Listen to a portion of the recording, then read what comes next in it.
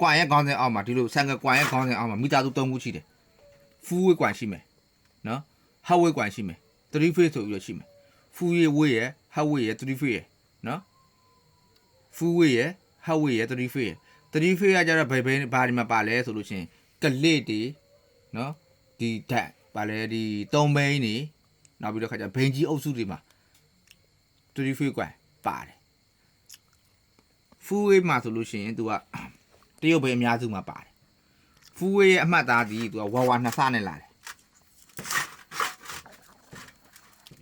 ဒီမှာတွေ့လားဝါဝါနှစ်ပင်နဲ့နော်ဝါဝါနှစ်ပင်ဒီဝါဝါနှစ်ပင်อ่ะဒါဖူးဝေးလို့ပြောလိုက်တာနဲ့ तू ကဝါဝါနှစ်ပင်နဲ့လာတယ်ဟဝေးမှာကျတော့ तू ကကွဲထွက်သွားတယ်ဘယ်လိုကွဲထွက်သွားလဲဆိုတော့ तू ကတချို့မှာဟဝေးပဲဒါပေမဲ့ကျိုးကအဝါတပင်အဖြူတပင်အစိမ်းတပင်ဆိုပြီးလာတယ်အစိမ်းကတော့ ground နော်အဝါတပင်အဖြူတပင်အစိမ်းတပင်ဆိုပြီးလာတယ်ဖူးဝေးကြတော့ तू ကဒီမှာတွေ့လားဖူးဝေးကြတော့ပို့ပြီးတော့ तू ကရိုးရှင်းတယ်ဓာတ်အောင်အတုံးပြတဲ့ဓာတ်အောင်ရှင်ကလည်းမတူဘူးနော်ဖူးဝေးနဲ့ဟဝေးနဲ့3 phase နဲ့အတုံးပြတဲ့ဓာတ်အောင်ရှင်ကမတူဘူးအဲ့တော့ဒီကောင်ကဖူးဝေးဝါနဆာကြတော့ तू ကတစားကိုဒီမှာလာချတာလာတတ်တယ်တစားဒီမှာစတယ်ပတ်တယ်ပြီးတစားကိုဒီမှာလာစောင်းထားတယ်ဟုတ်တယ်လား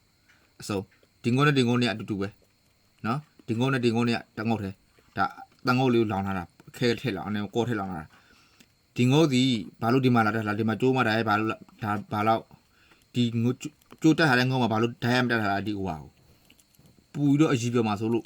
ခွဲထားတာအပူတန်ခန္ဓာအောင်လို့တံမြားကြီးထည့်ထားတာတဲမှာဒီကောင်လဲထုံဒီလကောင်ပဲနော်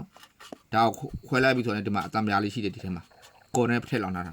ဒီကောင်လေးကြတော့ဒီမှာသုံးတဲ့ဓာတ်အောင်နဲ့သုံးလို့မရဘူးဖူးဝေးဓာတ်အောက်ကဖူးဝေးဓာတ်အောင်တက်သုံးရတယ်ဒီကောင်လေးကြတော့ body မှာ ground မရှိဘူး body နဲ့အဲ့နဲ့အဆက်အသွယ်မရှိတာဘူး body နဲ့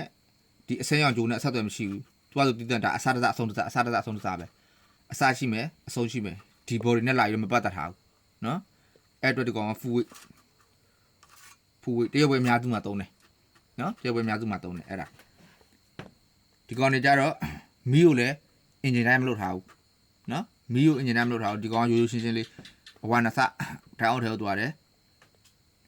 အနီစားနဲ့အစိမ်းစားနဲ့ကျိုးပြောင်းဝင်ပြီးဆန်ကရဲ့တက်ဆိုင်ရလမ်းကြောင်းတွေကိုသူ